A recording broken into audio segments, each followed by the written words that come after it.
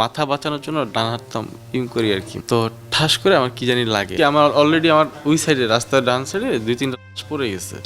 আমার নাম সাইমন আজাদ সিয়াম, আমি হলাম নর্থ সাউথ ইউনিভার্সিটির সিএসসিতে পড়ি, সেকেন্ড ইয়ারে। আসলে আমাদের আন্দোলনের মোটিভ ছিল কিন্তু যে ছাত্র হত্যার প্রতিবাদের জন্য। আমরা জানি যে যখন তখন মৃত্যু আমাদের সামনে আসতে পারে, তো আমাদের মেইন মোটিভটা যাতে আসলে অ্যাপ্রুভ পায়, এই জন্য আমরা আসলে মৃত্যুটা মুখের সামনে নিয়েই নামছি। রিস্ক ছিল জানি, কি বলবো ভাই, মানে রিস্কটা নিয়েই আসলে নামছিলাম, জানি জেনেই নামছিলাম যে আসলে অ্যাকসেপ্ট করি। মনে করেন আমি যদি 1 সেকেন্ড মাথা যদি হাত থেকে এক সেকেন্ড দেরি উঠে তাহলে আমার মাথায় বুলেট দিক দিয়ে ঢুকে দিতে বেরিয়ে যেতে পারত না। এখন আল্লাহর মধ্যে কোনো সমস্যা নেই, খালি সমস্যা যেটা হয়েছে যে গুলির জন্য যখন গুলি লাগছিল আমার নার্ভার ভেন ছিঁড়ে গেছিলো, তো এই জন্য আমার হাত আর কাজ করে না। ওইটা ফার্স্টে আমাদেরকে এবারকে হাসপাতালে নিয়ে গুলি বের করছিল, আমার হাতে যে নার্ভ ছিঁড়ে গেছিলো ওটা রিপেয়ার করে নাই। ওখান থেকে গুলি বের করে পলাতক অবস্থায় ছিলাম বাসায় প্রায় 20 দিন।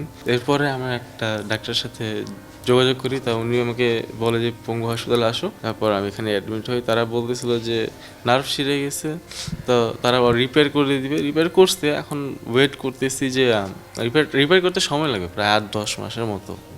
আসলে আমার আব্বু আম্মু, আমার খুব সাধারণ ফ্যামিলির একজন মানুষ, নিম্ন মধ্যবিত্ত পরিবারের মানুষ। আমাদের ব্যাকআপ বলতে খালি আমরাই। আমরা যদি এখন বিপদে পড়ি আমাদেরকে কে বাঁচাবে, তো ওই চিন্তাটা নিজের মাথায় রেখে আসলে তখন কারোর সাথে কনসালটেশন করি নেই বা কী করতে হবে না করতে হবে। পরে যখন আস্তে আস্তে স্বাভাবিক আরেকটু অস্থিরতা কমলো, তারপর আমরা এই ডাক্তারের কাছে যে কথাবার্তা বললাম কি ভাইয়া।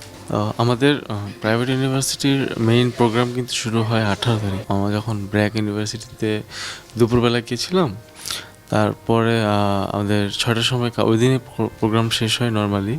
কিন্তু পরে 19 তারিখ সকাল 19 তারিখ দুপুরবেলা নামাজ পড়ে জানাজা নামাজ পড়ে আমরা আমাদের কার্যক্রম আবার শুরু করি বসুন্ধরা গেটে। তো নর্মালি চলতেছিল, কিন্তু হঠাৎ করে 4:30টার সময় একটা হেলিকপ্টার এসে হঠাৎ করে ছত্রভঙ্গ করে দেয় আমাদের স্টুডেন্টদের।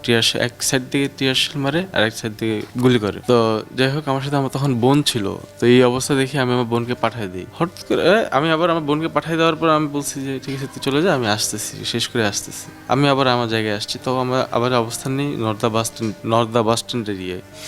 নর্দা বাস স্ট্যান্ডে ঠিক গোলের মুখে ছিলাম আমরা, যাতে ছাত্রলীগের কর্মীরা আমাদের এসে আমাদের যে বসুন্ধরা গেটে স্টুডেন্টরা বসেছিল ওদের ক্ষতি না করতে পারে। তো আমরা এভাবে দাঁড়াইছিলাম, হঠাৎ করে 5:20-30-এর দিকে হঠাৎ করে কয়েকজন পিস্তল তাক করে বসছে। তো ওটা দেখে আল্লাহর অশেষ রহমত, আমি মাথা বাঁচানোর জন্য ডান হাতটা করি আর কি, মাথা বাঁচানোর জন্য উঠাই। তো ঠাস করে আমার কি জানি লাগে, আমার শরীর এত বড় ঝাঁকি খাইছি। তো ফার্স্ট টাইম তবদা খাইছি যে কি হয়েছে। তারপর দেখি কি আরো লেপাতারি গুলি করতেছে। আশেপাশে তাকাইলাম, তখন দেখি কি আমার অলরেডি আমার ওই সাইডে রাস্তার ডান সাইডে 2-3টা লাশ পড়ে গেছে। আরেকজন হলো হামাগুড়ি দিয়ে সাইডে যাওয়ার চেষ্টা করতেছিল, সে আর 2-3 সেকেন্ড পরে আর নড়ে না। আমি পিছিয়ে তাকাইছি, দেখি কি একটা আঙ্কেল রাস্তা পার হচ্ছিল, সে মরা কান্না ছিলাইতেছিল ব্যথায় বুক ধরে, আর রক্ত পড়তেছিল, পুরা জায়গাটা রক্তে বন্যা ভেসে গেছে। তো নিচে তাকাই দেখি কি আমার বাম পাশে একটা পিচ্চি বাচ্চা ছিল, 10-11 বছর বয়সী বাচ্চা।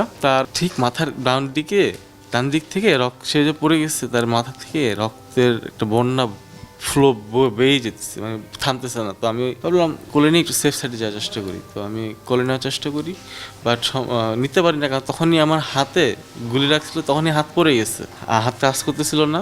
তো আমি ওর কলার ধরে আমি বাম সাইডে নিয়ে যাওয়ার চেষ্টা করি, যে রাস্তায় হেসড়ে নিয়ে যাওয়ার চেষ্টা করি। তো 3-4 কদম দিছি, ওই যাওয়ার পর পিছন থেকে আরেকটা, আমি নিতে পারিনি, রাস্তা থেকে পিছন থেকে আরেকটা গুলি কোমরে করে। তখন আবার যখন ওই ঝাঁকিটা ফিল করছি না আঙ্কেল, আমি আর নিজেকে ওকে বাঁচানোর চিন্তা বাদ, আমি নিজে বাঁচা আগে মেন। আমি এত ভয় পাইছি, আমি এক দৌড় দিছি ওই অবস্থায়, ল্যাংড়াইতে দৌড়াই আমি নর্দা থেকে বসুন্ধরা গেটে গেছি, সেফ সাইডে। পিছনে একবার খালি তাকাইছি, দেখি কি অ্যাটলিস্ট 6টা লাশ কোণে পড়ে আছে, ওই জায়গাটাতে 6টা লাশ পড়ে আছে। নিহত ছিল প্রায় 4জন না 5জন। আর বাকি যারা ওখানে আমাদের যারা মারা গেছিল নর্দায়, তাদেরকে এখনো মানে কোনো ইয়ে নেই, মানে খবর নেই।